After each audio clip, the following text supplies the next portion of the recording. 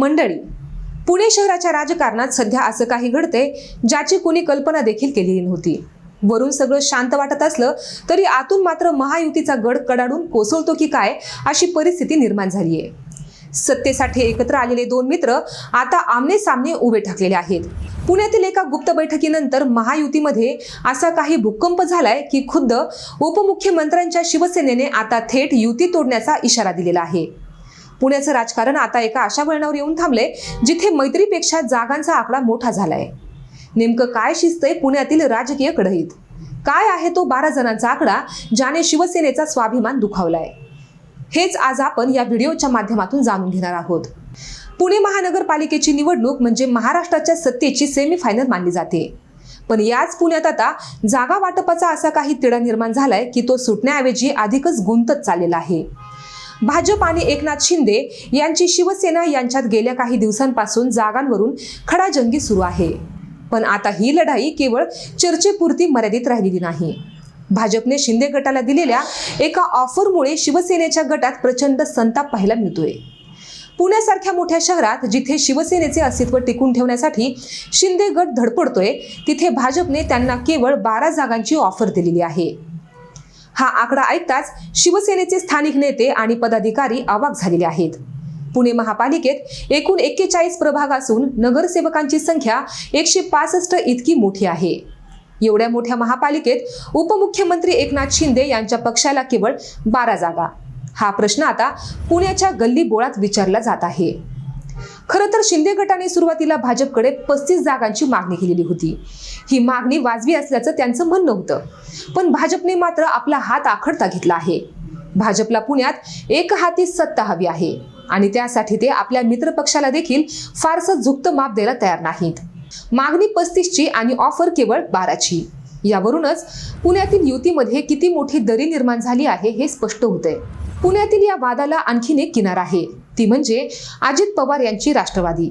मुख्यमंत्री देवेंद्र फडणवीस यांनी यापूर्वी स्पष्ट केलं होतं की पुण्यात अजित पवारांच्या राष्ट्रवादी सोबतच युती करणं भाजपला परवडणार नाही।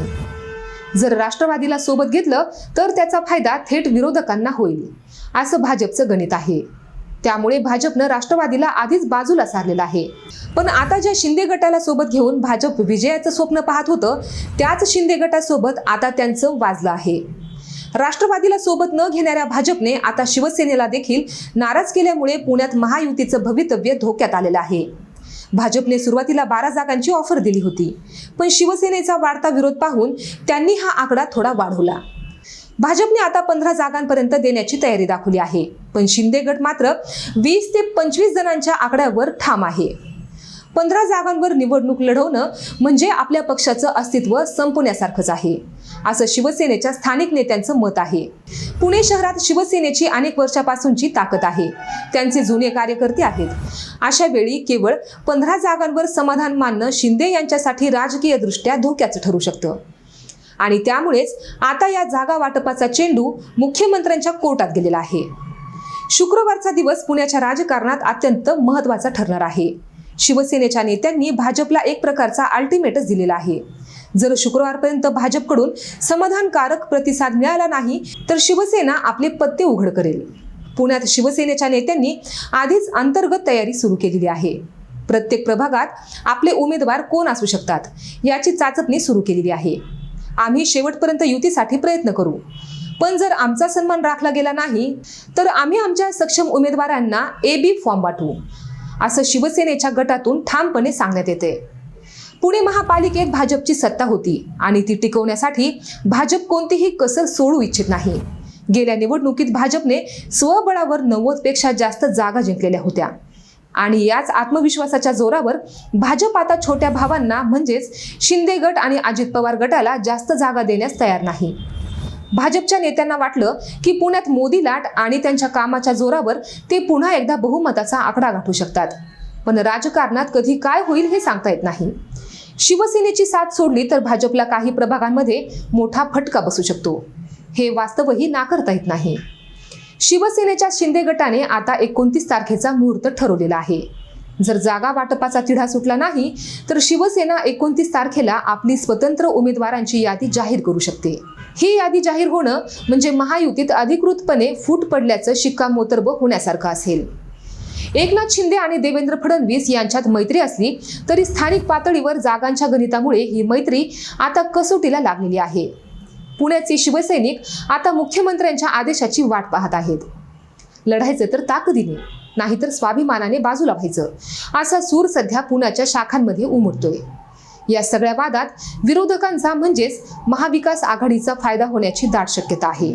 भाजप आणि शिंदे गट वेगळे लढले तर मतांचं विभाजन होईल आणि त्याचा थेट फायदा शरद पवारांच्या राष्ट्रवादीला आणि उद्धव ठाकरेंच्या शिवसेनेला होऊ शकतो. हे ओळखूनही भाजप आपल्या भूमिकेवरून मागे हटायला तयार नाही. आम्ही सक्षम आहोत हा भाजपचा पावित्रा शिंदे गटाला खटकत आहे. युतीमध्ये असताना एकमेकांना साथ द्यायची असती की एकमेकांचे पंख कापायचे असतात, असा सवाल आता शिवसेनेचे कार्यकर्ते विचारू लागलेले आहेत. पुण्यातील शिवसेनेच्या नेत्यांनी आता आक्रमक पावित्र्य घेतलेलं आहे. त्यांनी स्पष्ट केले की आम्ही केवळ नावापुरती युती करणार नाही, आम्हाला जागाही हव्यात आणि सत्तेत वाटाही हवा. भाजपने केवळ 15 जागा देऊन शिवसेनेला उपकृत केल्यासारखी वागणूक देऊ नये, अशी त्यांची भावना आहे. पुण्यात शिवसेनेची जी वोट बँक आहे ती जर भाजपच्या विरोधात गेली तर भाजपला बहुमतापर्यंत पोहोचणं कठीण होईल. पुण्यात गेल्या काही वर्षात राजकीय समीकरण खूप बदललेली आहेत आणि आता प्रत्येक जागा महत्त्वाची आहे.